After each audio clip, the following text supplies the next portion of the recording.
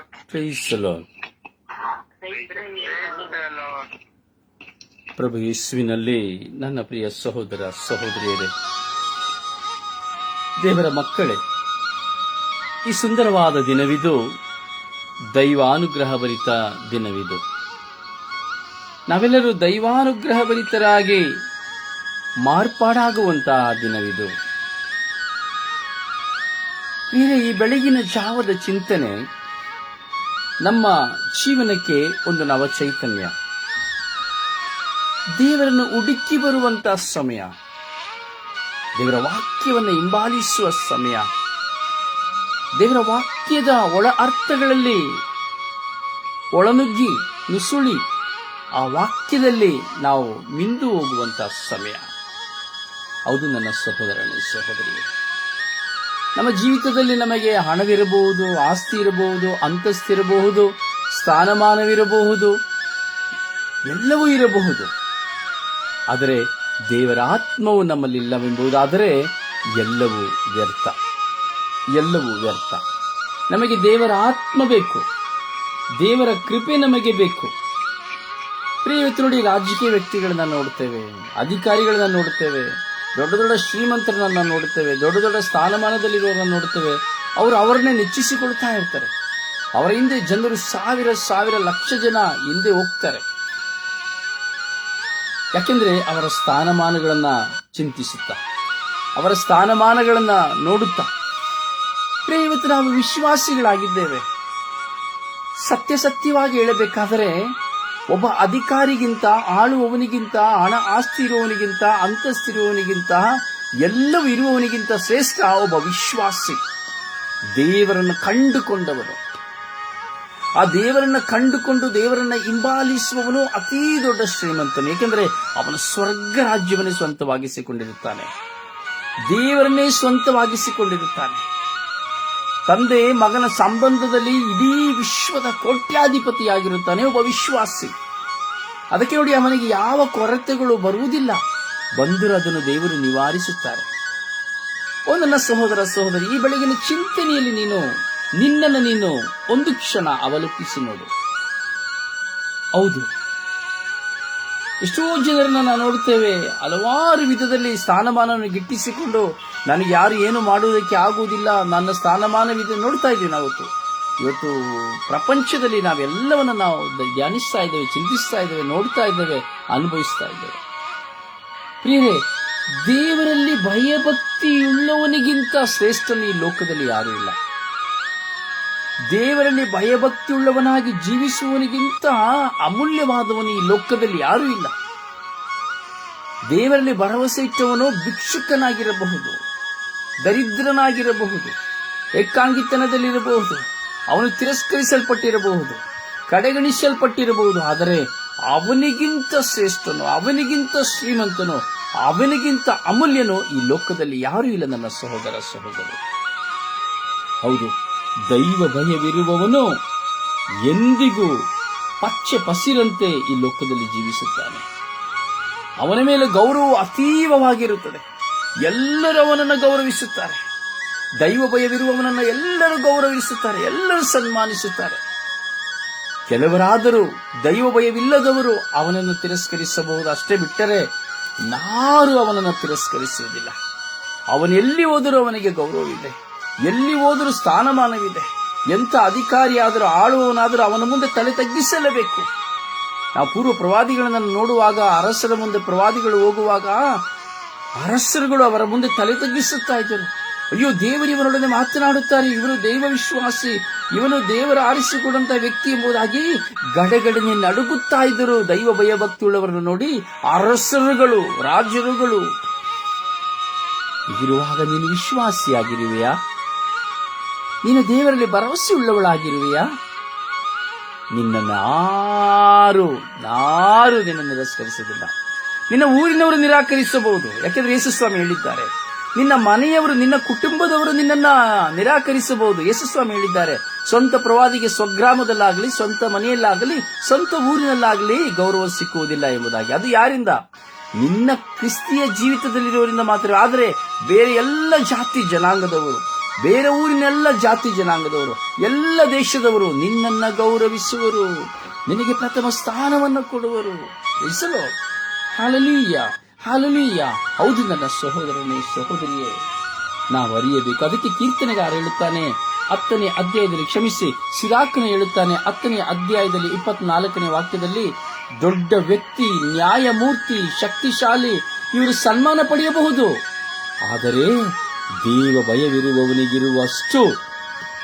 ಭಯವಿರುವವನಿಗಿಷ್ಟು ಮರ್ಯಾದೆ, ಮೇರೆ ಮರ್ಯಾದೆ ಇವರಾರಿಗೂ ಇರದೆ ಎಂಬುದಾಗಿ. Hallelujah, hallelujah, hallelujah, hallelujah, hallelujah, hallelujah, hallelujah, hallelujah, hallelujah, hallelujah, hallelujah, hallelujah, hallelujah.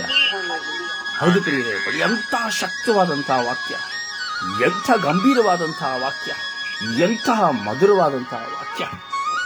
ಸಿರಾಕ ಹೇಳುತ್ತಾ ಇದ್ದಾನೆ, ದೊಡ್ಡ ವ್ಯಕ್ತಿ, ನ್ಯಾಯಮೂರ್ತಿ, ಶಕ್ತಿಶಾಲಿ ಇವರು ಸನ್ಮಾನ ಪಡೆಯಬಹುದು, ಆದರೆ ದೇವ ಭಯವಿರುವವನಿಗಷ್ಟು ಮರ್ಯಾದೆ ಇವರಾರಿಗೂ ಇರದು ಎಂಬುದಾಗಿ. ಓ ನನ್ನ ಸಹೋದರ, ಸಹೋದರಿ, ಈ ಒಂದೇ ಒಂದು ವಾಕ್ಯ ಸಾಕು ನಿನ್ನ ಜೀವಿತದಲ್ಲಿ ನೀನು ಉದ್ಧಾರವಾಗಲು. ಈ ಒಂದೇ ಒಂದು ವಾಕ್ಯ ಸಾಕು ನೀನು ನಿನ್ನ ದೇವರ ಮಗನು, ದೇವರ ಮಗಳು ಎಂದು ನೀನು ಹೇಳಿಕೊಳ್ಳಲು. ಹೌದು, ದೇವರ ವಾಕ್ಯ ಅಷ್ಟು ಮಧುರ. ದೈವ ಭಯ ಎಂತ ಅಮೂಲ್ಯವಾದುದು ಗೊತ್ತಾ ಪ್ರಿಯರೇ? ದೈವ ಭಯವೇ ಜ್ಞಾನಕ್ಕೆ ಮೂಲ ಎಂಬುದಾಗಿ ವಾಕ್ಯ ಹೇಳುತ್ತದೆ. ದೈವ ಭಯವೇ ಜ್ಞಾನಕ್ಕೆ ಮೂಲ. ಅವನು ಹೆಚ್ಚಾದ ಜ್ಞಾನವನ್ನು ಪಡೆದುಕೊಳ್ಳುತ್ತಾನೆ. ನೋಡಿ, ಕೆಲವರನ್ನ ನೋಡ್ತೇವೆ, ಬರೀ ಪ್ರಾರ್ಥಿಸ್ತಾರೆ ಅಷ್ಟೇ, ಬರೀ ಜಪಸರ ತಿರುತ್ತಾರೆ ಅಷ್ಟೇನೆ, ಆದರೆ ಅವರಲ್ಲಿ ದೈವ ಭಯವೇ ಇರುವುದಿಲ್ಲ. ಅವರು ಮಾಡುವ ಅನಾಚಾರ ಮಾಡುತ್ತಾ ಇರ್ತಾರೆ, ಮಾಡುವ ನಿಂದನೆ ಮಾಡುತ್ತಾ ಇರ್ತಾರೆ, ಸುಳ್ಳು ಕೆಟ್ಟತನ ಬಿಡುವುದೇ ಇಲ್ಲ, ಕೇವಲ ವಾಡಿಕೆಯಾಗಿ ಜೀವಿಸುತ್ತಾರೆ. ಅಂತವರಿಗೆ ನೋಡಿ, ಕುಟುಂಬದಲ್ಲಿಯೂ ಇಲ್ಲ, ಬೇರೆ ಎಲ್ಲಿಯವರೆಗೆ ಗೌರವ ಸಿಕ್ಕುವುದು ಕಷ್ಟ. ಆದರೂ ಸಿಕ್ಕುವುದಾದರೂ ಸುಳ್ಳು ಹೇಳಿ ಅವರು ಸ್ಥಾನವನ್ನು ಹೆಚ್ಚಿಸಿಕೊಳ್ಳುತ್ತಾರೆ, ಮೋಸ ಮಾಡಿ ಸ್ಥಾನವನ್ನು ಹೆಚ್ಚಿಸಿಕೊಳ್ಳುತ್ತಾರೆ. ತಾನು ಒಳ್ಳೆಯವರನ್ನು ಎನಿಸಿಕೊಳ್ಳುವುದಕ್ಕಾಗಿ ಮತ್ತೊಬ್ಬರನ್ನು ತುಳಿದು ಸ್ಥಾನವನ್ನು ಹೆಚ್ಚಿಸಿಕೊಳ್ಳುತ್ತಾರೆ. ಆದರೆ ದೇವರ ಮುಂದೆ ಅವರಿಗೆ ಆಶೀರ್ವಾದವಿರುವುದಿಲ್ಲ. ಚಿಂತಿಸು ನನ್ನ ಸಹೋದರ, ಸಹೋದರಿ, ನೀನು ವಿಶ್ವಾಸಿಯಾಗಿರುವೆಯಾ ಅಥವಾ ಅಲ್ಪ ವಿಶ್ವಾಸಿಯಾಗಿರುವೆಯಾ ಅಥವಾ ವಿಶ್ವಾಸವಿಲ್ಲದೇ ಇರುವೆಯಾ? ಅಥವಾ ನಿನಗೆ ಯಾಕೆ ಗೌರವವಿಲ್ಲ, ಯಾಕೆ ನಿನಗೆ ಸ್ಥಾನಮಾನಗಳಿಲ್ಲ? ಚಿಂತಿಸು. ಕೀರ್ತನೆಗಾರ ಹೇಳುತ್ತಾ ಇದ್ದಾನೆ, ಸಿರಾಕನ ಹೇಳುತ್ತಾ ಇದ್ದಾನೆ, ಶಕ್ತವಾಗಿ ಸಿರಾಕನು ಮಾತನಾಡುತ್ತಾ ಇದ್ದಾನೆ. ದೊಡ್ಡ ವ್ಯಕ್ತಿ, ನ್ಯಾಯಮೂರ್ತಿ, ಶಕ್ತಿಶಾಲಿ ಇವರು ಸನ್ಮಾನ ಪಡೆಯಬಹುದು, ಆದರೆ ದೇವರ ಭಯವಿರುವವನಿಗಷ್ಟು ಮೇರೆ ಮರ್ಯಾದೆ ಇವರಿಗಿರದು.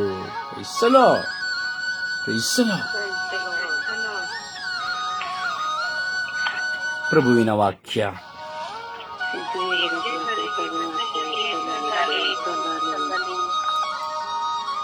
ಸಿರಾಕ 10ನೇ ಅಧ್ಯಾಯ ವಾಕ್ಯ 24. ದೊಡ್ಡ ವ್ಯಕ್ತಿ, ನ್ಯಾಯಮೂರ್ತಿ, ಶಕ್ತಿಶಾಲಿ ಇವರು ಸನ್ಮಾನ ಪಡೆಯಬಹುದು, ಆದರೆ ದೇವ ಭಯವಿರುವವನಿಗಿರುವಷ್ಟು ಮೇರೆ ಮರ್ಯಾದೆ ಇವರಿಗಿರದು. ಪ್ರಭುವಿನ ವಾಕ್ಯ.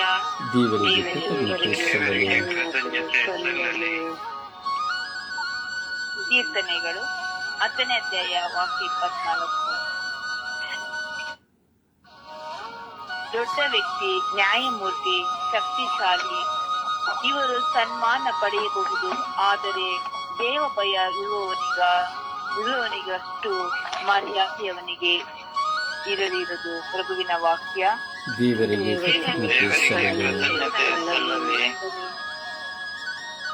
ಸಿರಾಕ 24ನೇ ವಾಕ್ಯ. ದೊಡ್ಡ ವ್ಯಕ್ತಿ, ನ್ಯಾಯಮೂರ್ತಿ, ಶಕ್ತಿಶಾಲಿ ಇವರು ಸನ್ಮಾನ ಪಡೆಯಬಹುದು, ಆದರೆ ದೇವ ಭಯವಿರುವವರಷ್ಟು ಬೇರೆ ಮರ್ಯಾದೆ ಇವರಿಗಿರದು. ಪ್ರಭುವಿನ ವಾಕ್ಯ.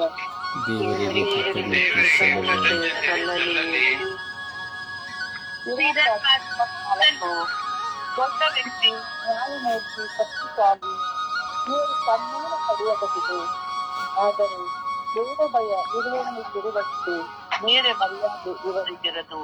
ಪ್ರಭುವಿನ ವಾಕ್ಯ.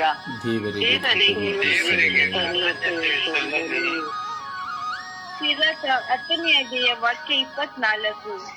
ದೊಡ್ಡ ವ್ಯಕ್ತಿ, ನ್ಯಾಯಮೂರ್ತಿ, ಶಕ್ತಿಶಾಲಿ, ಇವರು ಸನ್ಮಾನ ಪಡೆಯಬಹುದು. ಆದರೆ ಬೇರೆಯವರಿಗಷ್ಟು ಬೇರೆ ಮರ್ಯಾದೆ ಇವರಿಗಿರದು. ದೇವರ ವಾಕ್ಯ. ದೇವರಿಗೆ ಕೃತಜ್ಞತೆ ಸಲ್ಲಲಿ. ಅಪ್ಪ ತಂದೆಯೇ, ಸ್ತೋತ್ರ ರಾಜ, ವಂದನೆಗಳು ರಾಜ. ನಿನ್ನ ಮಕ್ಕಳು ಸ್ವಾಮಿ ನಿನ್ನ ಸಾನ್ನಿಧ್ಯದಲ್ಲಿ ಇದ್ದೇವೆ ರಾಜ. ಹೌದು ಯೇಸು, ನಿಮ್ಮಲ್ಲಿ ಭಯಭಕ್ತಿಯುಳ್ಳವರಾಗಿ ಜೀವಿಸುತ್ತಿರುವಂತಹ ಮಕ್ಕಳು ನಾವಾಗಿದ್ದೇವೆ ರಾಜ. ಸ್ವಾಮಿ, ಈ ಚಿಂತನೆಯಲ್ಲಿ ಒಂದಾಗಿ ಪ್ರಾರ್ಥಿಸುತ್ತಾ ಈ ಚಿಂತನೆಯನ್ನು ಧ್ಯಾನಿಸುತ್ತಿರುವಂತಹ ಪ್ರತಿಯೊಬ್ಬ ಮಕ್ಕಳ ಮೇಲೂ, ಇದು ದೈವ ಭಯದಲ್ಲಿ, ನಿಮ್ಮ ಭಯದಲ್ಲಿ ಜೀವಿಸುತ್ತಿರುವಂತಹ ಈ ಲೋಕದ ಸರ್ವ ಜನತೆಯ ಮೇಲೂ ನಿಮ್ಮ ಕೃಪೆಯನ್ನು ಸುರಿಸಿರಿ ರಾಜ. ಸ್ವಾಮಿ, ಪ್ರತಿಯೊಬ್ಬರು ದೈವ ಭಯ ಉಳ್ಳವರಾಗಿ ಜೀವಿಸುವಂತೆ ಮಾಡಿರಿ ರಾಜ. ಹೌದು ಸ್ವಾಮಿ, ನಿಮ್ಮ ಭಯವೇ ನಮಗೆ ಜ್ಞಾನ, ನಿಮ್ಮ ಭಯವೇ ನಮಗೆ ಉದ್ಧಾರ, ನಿಮ್ಮ ಭಯವೇ ನಮಗೆ ಪರಿವರ್ತನೆ, ನಿಮ್ಮ ಭಯವೇ ನಮಗೆ ಸ್ವರ್ಗರಾಜ್ಯ. ಸ್ವಾಮಿ, ಈ ಚಿಂತನೆಯಲ್ಲಿ ಒಂದಾಗುವಂತಹ ನಮ್ಮೆಲ್ಲರ ಮೇಲೆ ಕರುಣೆ ತೋರಿ, ದಯೆ ತೋರಿರಿ. ನಮ್ಮ ಕುಟುಂಬ ಜೀವಿತಗಳಲ್ಲಿ ಶಾಂತಿ ಸಮಾಧಾನವನ್ನು ಕರುಣಿಸಿರಿ, ಅನ್ಯೋನ್ಯತೆ ಪ್ರೀತಿಯನ್ನು ಕರುಣಿಸಿರಿ, ಒಬ್ಬರಲ್ಲಿ ಒಬ್ಬರ ವಿಶ್ವಾಸವನ್ನು ಕೊಡಿ. ಕುಟುಂಬಗಳಲ್ಲಿ ಸ್ವಾಮಿ ಪ್ರಾರ್ಥಿಸುತ್ತಾ ಸ್ವಾಮಿ ನಿನ್ನನ್ನು ಆರಾಧಿಸಿ ಸ್ತುತಿಸಿ ಮಹಿಮೆ ಪಡಿಸುವಂತೆ ಮಾಡಿರಿ.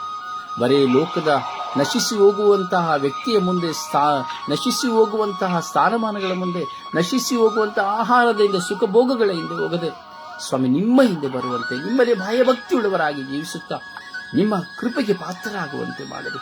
ಈ ದಿನ ಇವರು ಮಾಡುವ ಎಲ್ಲ ಕಾರ್ಯಗಳು, ಕೆಲಸಗಳು ಸಫಲವಾಗಲಿ, ಪ್ರಯಾಣಗಳು ಸುಖಕರವಾಗಲಿ, ಇವರ ಕುಟುಂಬ ಉದ್ಧಾರವಾಗಲಿ, ಇವರ ಸಮಸ್ಯೆಗಳು ನೀಗಿ ಹೋಗಲಿ, ಇವರ ರೋಗ ಬಾಧೆಗಳು ಸ್ವಾಮಿ ಸ್ವಸ್ಥವಾಗಲಿ. ಸ್ವಾಮಿ, ಇವರ ಜೀವಿತದಲ್ಲಿ ಇಗೋ ಆಶೀರ್ವಾದದ ಸುರಿಮಳೆಯು ಸುರಿಯಲಿ ಎಂದು ಪಿತ, ಸುತ್ತ ಮತ್ತು ಪವಿತ್ರಾತ್ಮರ ನಾಮದಲ್ಲಿ ಪ್ರಾರ್ಥಿಸಿದ್ದೇನೆ ಜೀವನಗಳ ತಂದೆಯೇ. ಆಮೇನ್, ಆಮೇನ್, ಆಮೇನ್. ಆಮೆನ್.